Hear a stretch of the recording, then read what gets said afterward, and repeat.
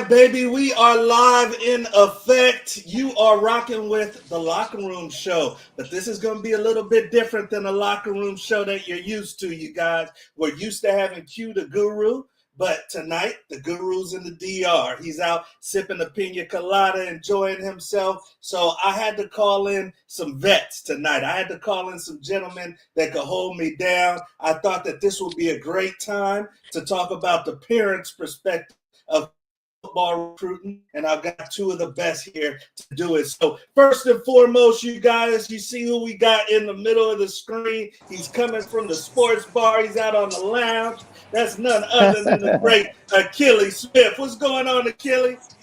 How you doing out there? Hey, man, we're pumped up to have you. Thank you for taking a break from the game. Yeah, right on. It's a blowout anyway, so I decided to come on out here and chit chat with you guys. There you go. There you go. So, hey, that is the great Akili Smith. You guys, you know him from Oregon fame, and then went on to be the number 3 overall pick in the NFL draft. And then to the right, you see my boy that I've known since he was in his early 20s in college, coming out of Northwestern and transferring over to CU. He's got a son that is doing big things at Texas A&M, and that's none other than the great Anwawn Jones. What's going on, Anwawn? Man, it's good to be here, T Wood. Man, good to see you. Hey, Akili, good to see you, brother. Yes, indeed.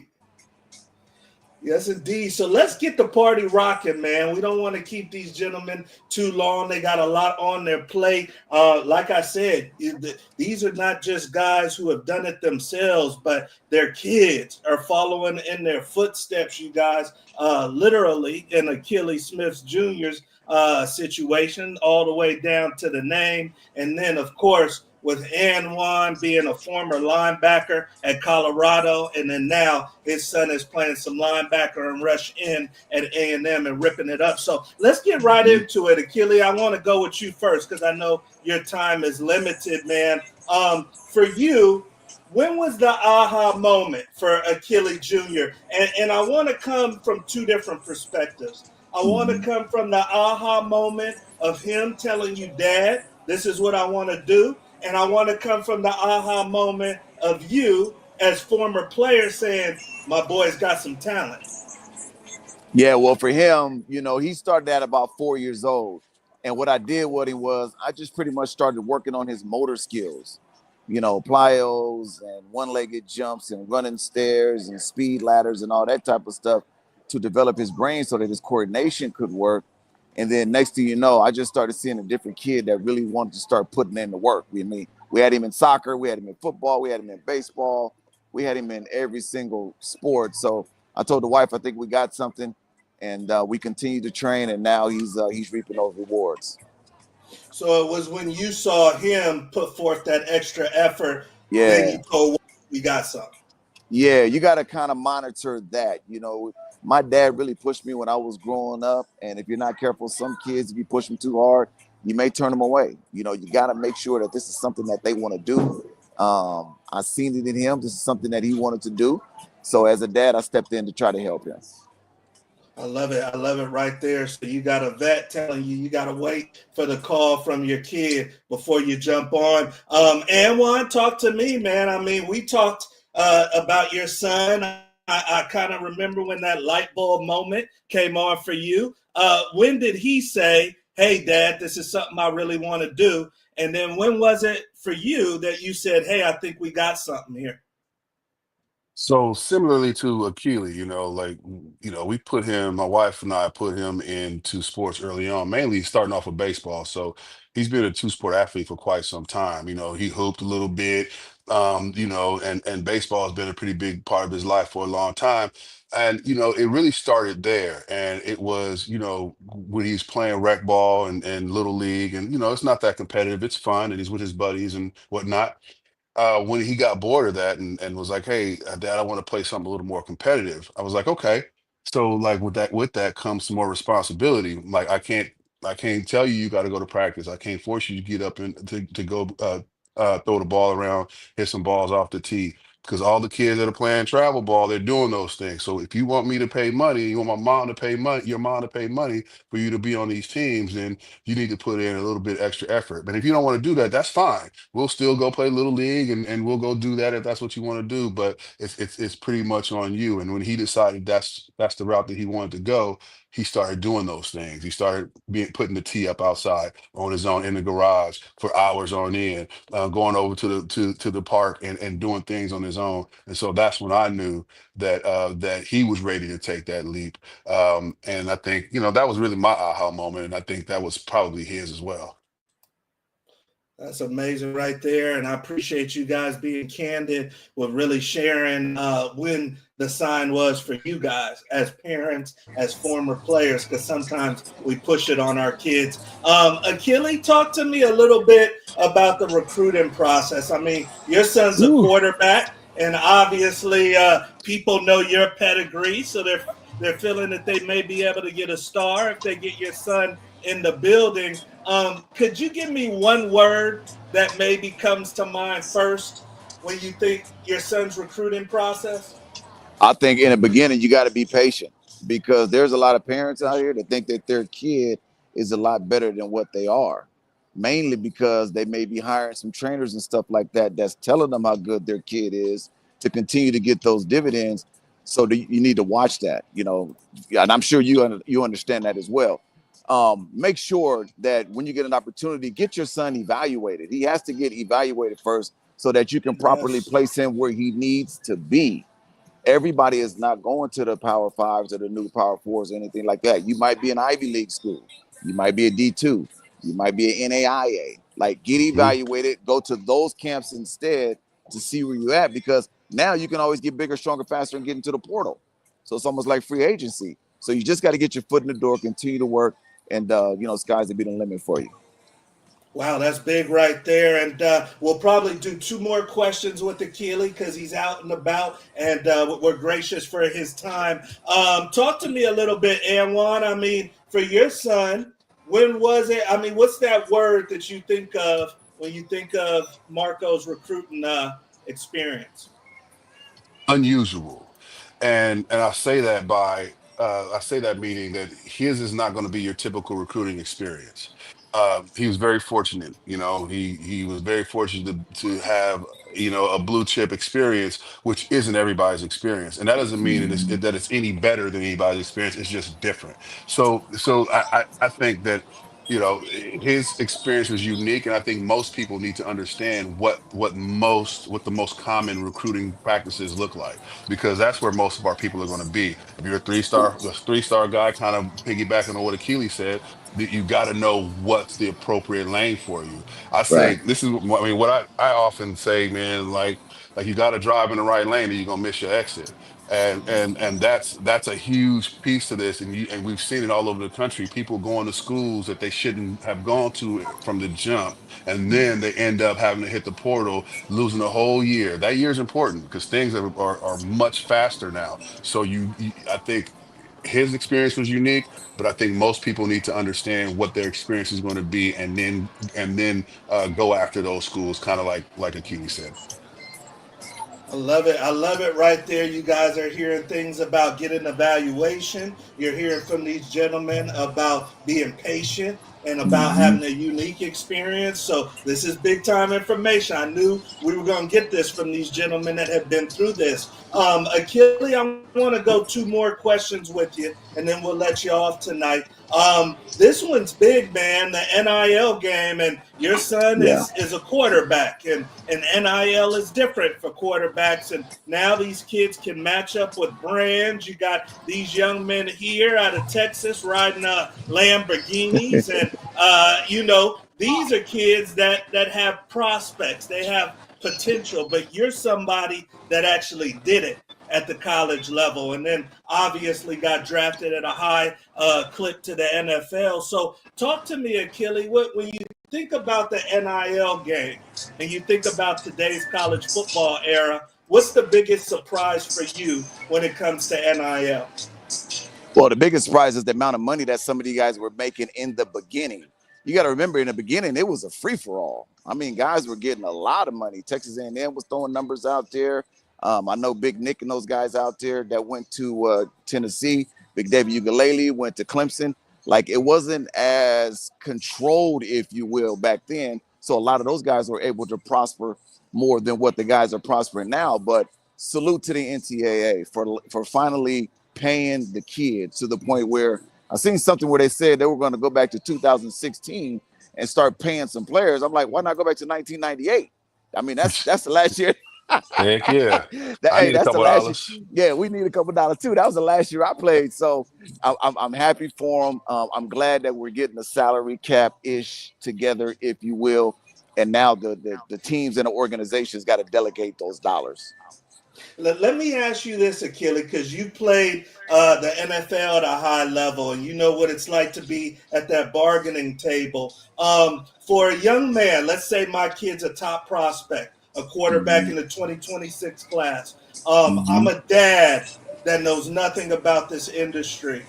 Um, is it safe for me to go with highest bidder for my young son who's a quarterback?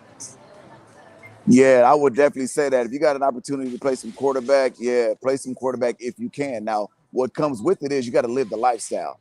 And that's one thing that Ken Anderson said to me when I was with the Cincinnati Bengals. He said, Keely, you got to live the lifestyle. Keely, you got to live the lifestyle. Quarterbacking is hard. And if you're able to get some stuff done under center and back there in the pocket, there's a lot of money being generated right now because the brand is now starting to be played in different countries. We're now in Brazil. We're in London. I mean, we're all Well, over the place. what I'm asking what I'm asking is, back in our day, it was about who was producing guys to Oh the yeah, NFL at yeah, quarterback. It was about yeah. maybe where I could get a degree. But Right.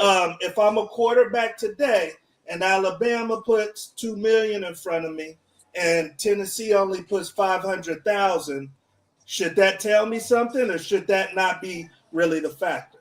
Yeah, that should definitely tell you something. That's going to tell you who wants you more than another team.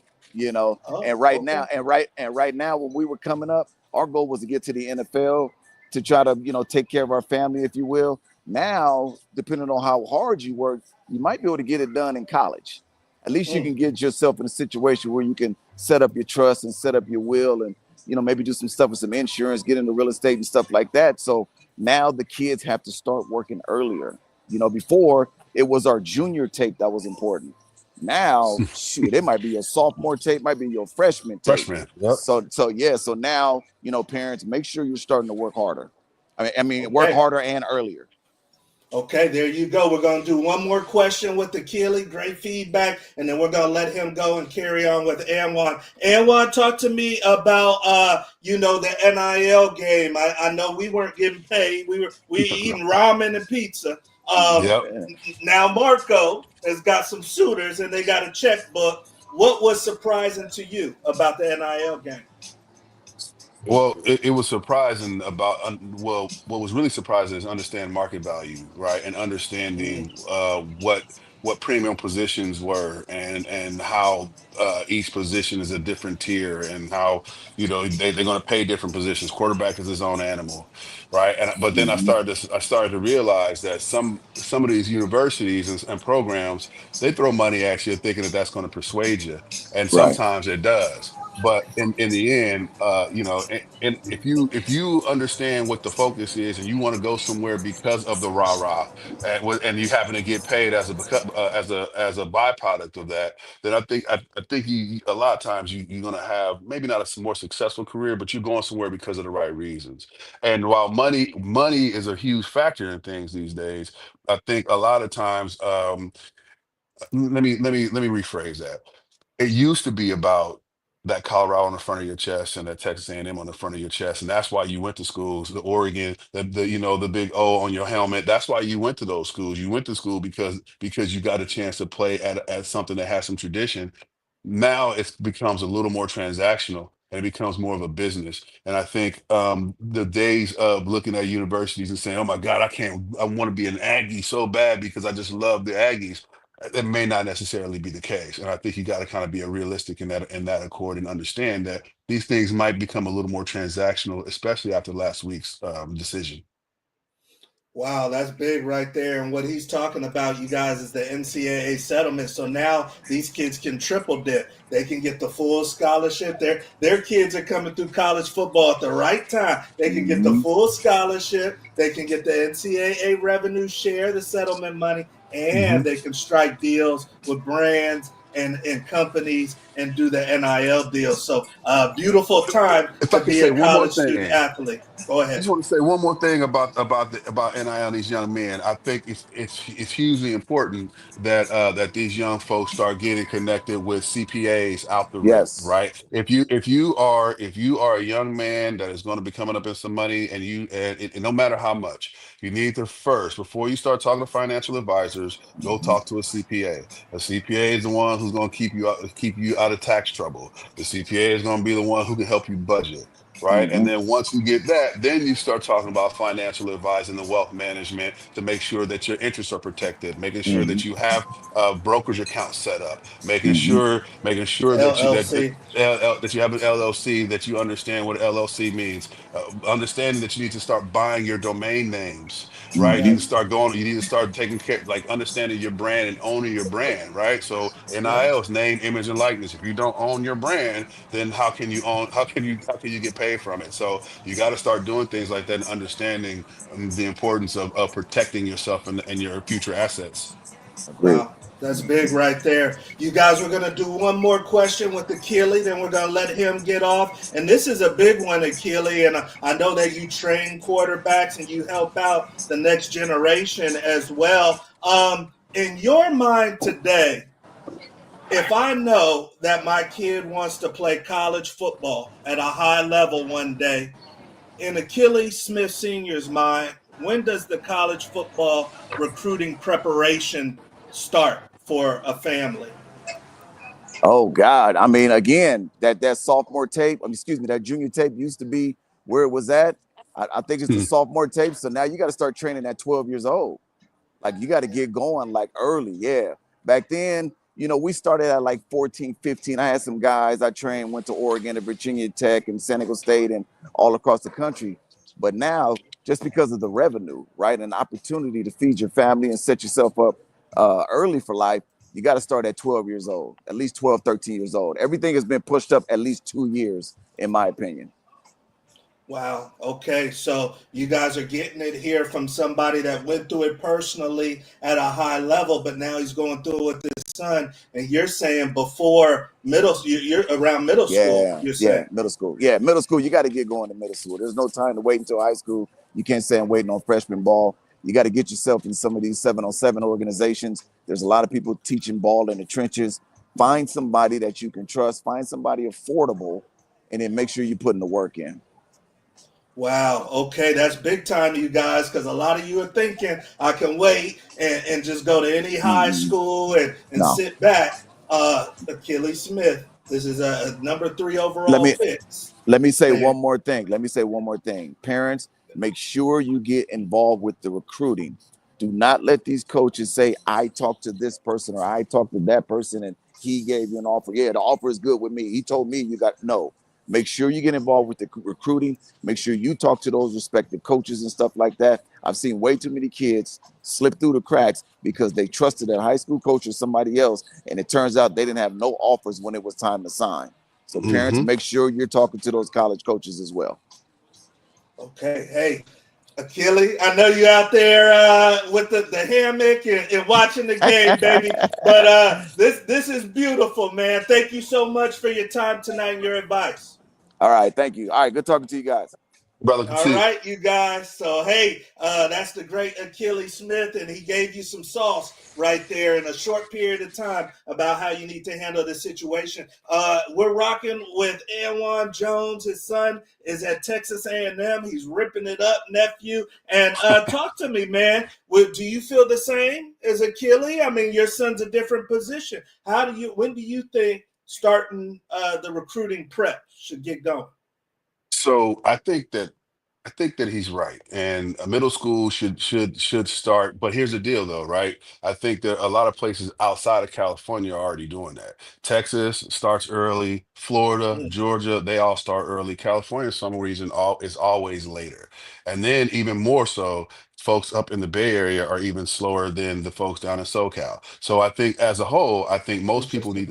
need to start rocking at about middle school, and that just means starting to understand what positions your kid may be playing, and then starting to get some training in that field. That doesn't necessarily mean that they're going to get recruited, but it's the beginning stages of it. If you don't master whatever position or even get better at whatever position you're trying to do, the chances of you getting recruited, are slim to none. So got to start doing extra training early on, and then realistically, given your Twitter page, right, like sophomore year is if you're fortunate enough to play varsity as a sophomore, that is and you're good and you're a starter and you're getting some good burn.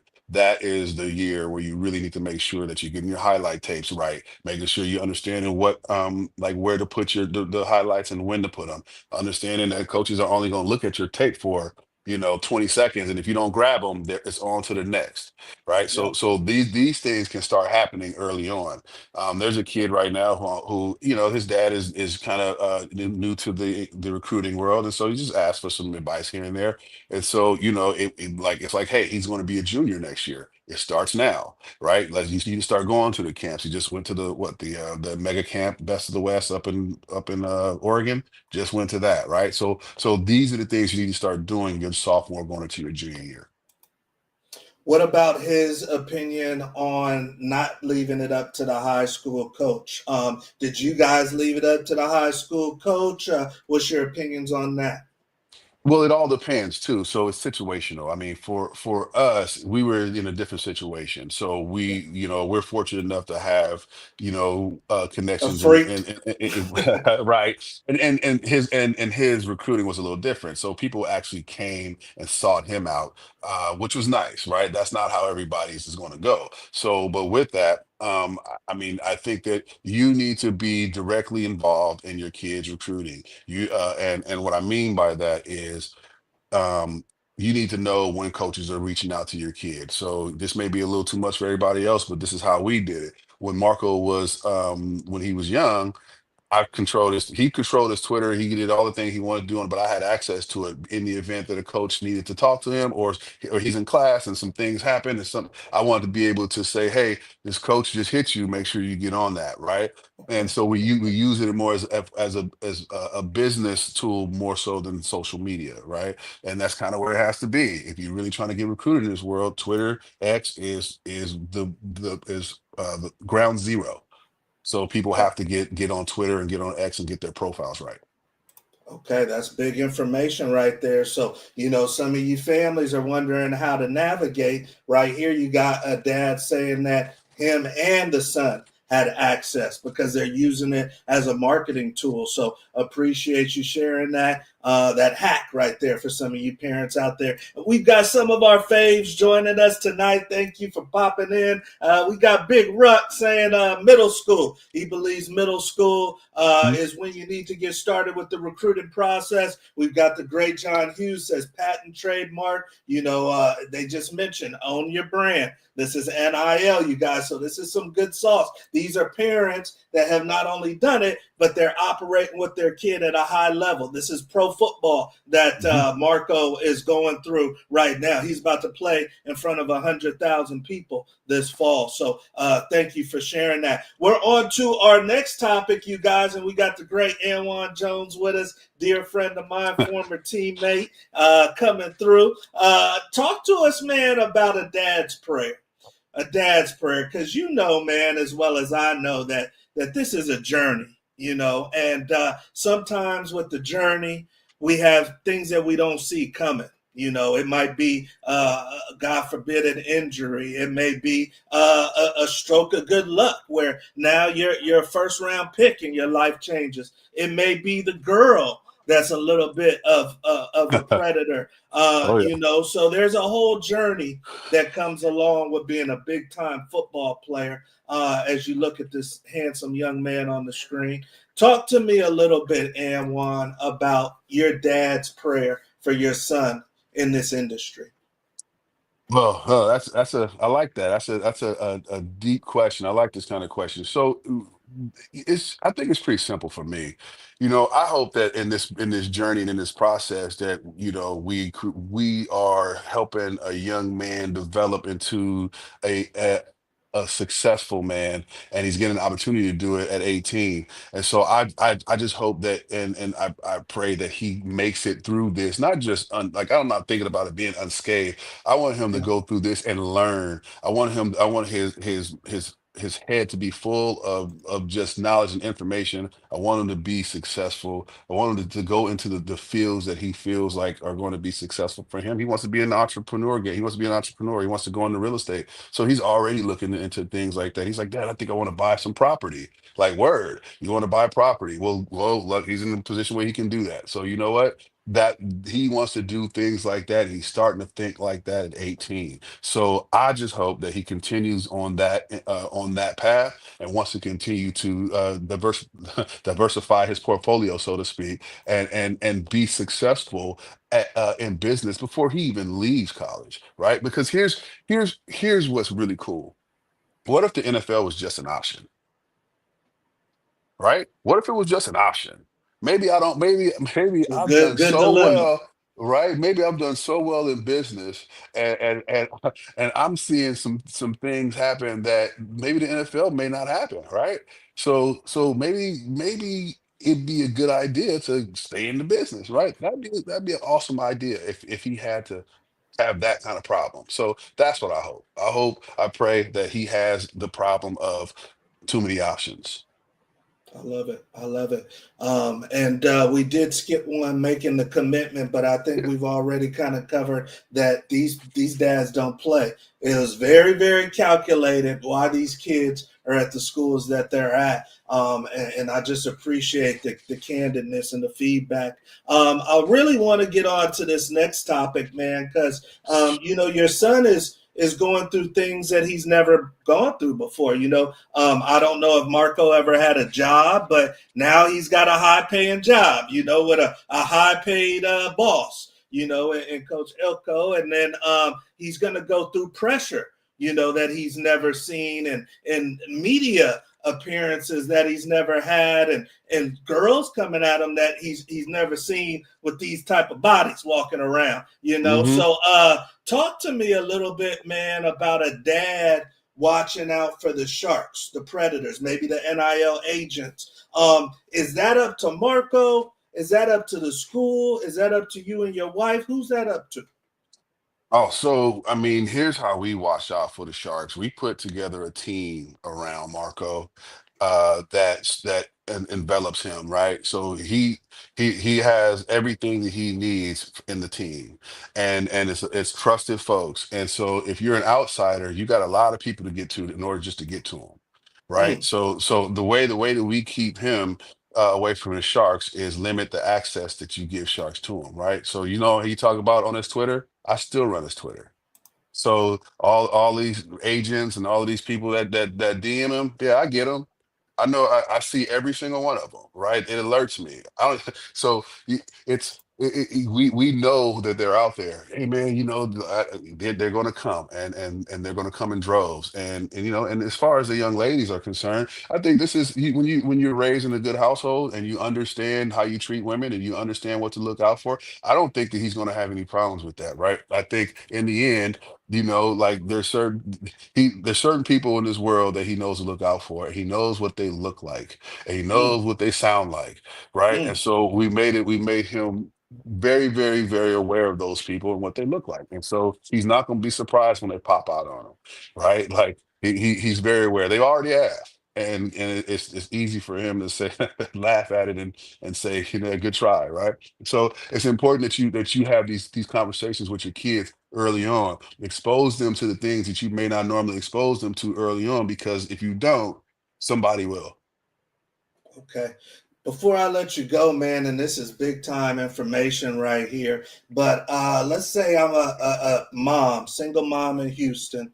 My son is on varsity as a freshman, and he's at a good school, so it's coming. Everything that you went through with Marco is coming this young lady's way. She knows nothing about it. What's Anwawn Jones' advice to this young man or young lady? Sorry. So my advice would be, one, find someone who you can trust that it knows this business. And there are plenty of people out there that know this business. You just have to find them. And I know it's easier said than done. A lot of times when you go to a school that's good, they generally will be able to help you in that regard, right? But if that's not the case, you before you go pro, let me tell you right now, you hit with T Wood, guess what? You would absolutely be able to find people to look at you, right? But with that, I think one is you got to find somebody that you trust, no matter what that looks like. And then from there, you have to educate yourself. So you can't Mm, just worry about what like that somebody else knows the information. You got to know the information, because if somebody's telling you something that's blowing smoke, you need to be able to identify that off like immediately. If not, then what's going to happen is you're going to get taken advantage of, because as you see now, and this is the world of NIL money, millions and millions and you see it, millions of dollars. So do you think if people can save a couple of bucks and get you on the cheap by telling you some BS, you think they won't? They absolutely will. So you need to be aware of it. You need to know the rules, know about what's going on with this new settlement agreement, right? Understanding how that impacts you after July 1st. Right? What does that mean? Does that mean that now I'm not entitled to is my son not entitled to the money that he was going to get before? Right? These are the questions that you need to start asking. And if you wow. don't, then what happens is then you will absolutely get taken advantage of. I mean, and one more thing that I say is find you find you an attorney. And I know it's not cheap, but in this world of NIL, I'm telling you, you can find people who know contracts, and you have to be able to understand contracts. You got to be able to understand the rules. You got to understand what's going on in the world. Because if your son is good and he's in high school, and yeah, he's a freshman now, but when he's a junior, he could be getting paid. And so if Yep. he's running into if he's lucky enough to get an NIL deal as a junior in high school, well, mom, you need to know what's going on. You need to be able to understand a little. You don't have to be an expert in it, but just understand some of the things that you can expect. And I mean, outside of that, I think just really knowing the landscape is really what is the most important piece. And single moms definitely need to understand the landscape so that they don't get scammed or get the wool pulled over their eyes. It's big, man, because I mean, literally picture you not being in your son's life and him being the freak he is. And it's just, him and his mom, and she's never been through this industry before. And all of this is so new, even for people who have been. So Well, think I about that. appreciate. Well, think about this, T. Like this time last year, the recruiting landscape looked completely different than it does this time this year. So, Yeah. this time this year, right now. So, if you don't know that, and if you're not up on what's going on and the new trends and how things are fastly evolving, you're really going to be behind the eight ball. So, the one big piece of advice is please understand the landscape and how it's changing, and stay up on the latest trends. Wow, that's big right there. Before I let you go, Anwan, I mean, in your opinion and everything you've seen this past year with your son, is Power Four football, is Division I football, is that pro football to you nowadays? Absolutely. It is. It is professional football. Let's call it what it is, right? Amateurism is gone. Like you're paying the school is paying you to play football for the university, and that's fine. I love it. I'm actually here for all of it, because we didn't get that opportunity, and we couldn't even work. Right. So Yeah. these young men are getting opportunities that we never got. And I think that is hugely important. So, I love this, and I love where it's going. I just think everybody needs to be smart and make wise decisions. Make sure you have people professionals in your corner that know this business, because you do not want to get left behind. Wow. Well, hey, we're going to drop the mic right there, you guys. This was about the parents' perspective, and we wanted the perspective from people who have played the game themselves. So hopefully you guys enjoyed this show. Make sure you run it back. Anwan, thank you, man, for holding us down Appreciate tonight. you. That was great. All right, Anytime. you guys. So, hey, that is the great Anwan Jones. Well, like I said, this is a former teammate of mine. great player in his own right, but now he's rearing his own son in this industry. And this industry is no joke. It has some resemblance of someone bringing their kid through the military. It has some resemblance of someone bringing their kid through the boxing industry. You're not going to go through unscathed.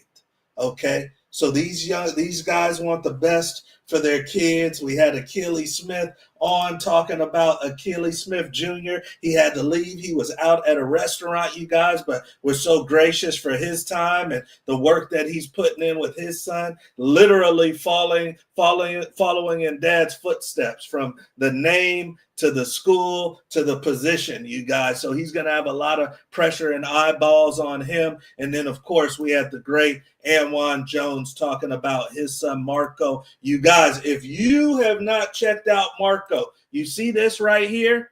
The SEC is scared. This young man had 5 sacks. 5 sacks as a true freshman in their spring game. Both of these guys got to college early. So once again, you heard them talk about how this is a profession. This is pro football. Well, both Anwawn and Akili Smith Sr., they navigated their kids' recruiting process like they were intentional. Like it was pro football. So both of these kids were finished with their academic requirements, already at their respective schools, and already in position to possibly play for Akili this fall. And then for Marco, he's in position to possibly start. He had 5 sacks in their spring game. So if you have not checked, go to YouTube, check out Texas A&M spring game. He's the only one with the blue shoes on in the spring game. I said, how did he get to wear blue shoes in the spring game? And then I saw him get 5 sacks, and I said, oh, that's how he got to wear blue shoes in the spring game. So you are not going to miss Marco if you go to YouTube and check out the Texas A&M spring game. You'll be able to see him. And then, of course, obviously, you guys keep your eyes out for the great Akili Smith Jr. He's coming down the ranks at Oregon, and he looks like a superstar. I saw him play in California. So big time stuff, you guys.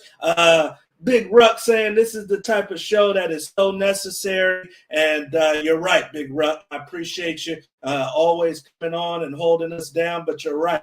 We didn't have the guru tonight. He's in the DR enjoying his time with his family, hopefully having a little pina colada or some type of his favorite drink. But tonight, I said, you know what? Let's make it about serving you guys. Let's bring in some people that could give us the parents' perspective. The parents' perspective on this crazy industry and this recruiting game. So hopefully you guys enjoyed tonight's show. We will be back next week with another amazing guest. The guru will be back with us. Help us grow this football community, you guys, organically. Please make sure that you like, subscribe, and share if you have not already. And then if you are in need of some recruiting help, you heard both of these gentlemen say, get an evaluation, get some support. Don't leave it all on your coach. We help student athletes across the country. We've been doing it for over 2 decades, you guys. We've got guys in every level of football from the NFL on down. Tons of resources for you, all pertaining to someone who is an aspiring college football player. And then also, you guys heard these gentlemen talk about NIL. Both of their kids are 6-figure kids already. Both of them are 6-figure kids already, you guys. So this is pro football. They know about NIL. Do you know about NIL? So check out NILLLC.org. Get more information today. It is a resource you guys can learn how to operate through the NIL era the proper way and make sure that you save some money, make sure you invest some money, and make sure that you protect yourself. All right. So, hey, this is the best time ever to be a college student athlete. So whether you're preparing to be a college student athlete or you already are, this is your time, baby, and we want to help you. So, hey, that is it for tonight's Locker Room Show. If you're catching this at the end, please make sure you run it back, some amazing sauce that you shared with us, and then we'll be back next week with the Guru for another great edition, you guys. Have a safe weekend. I'm Coach Wood. We'll see you at the top. Have a good one.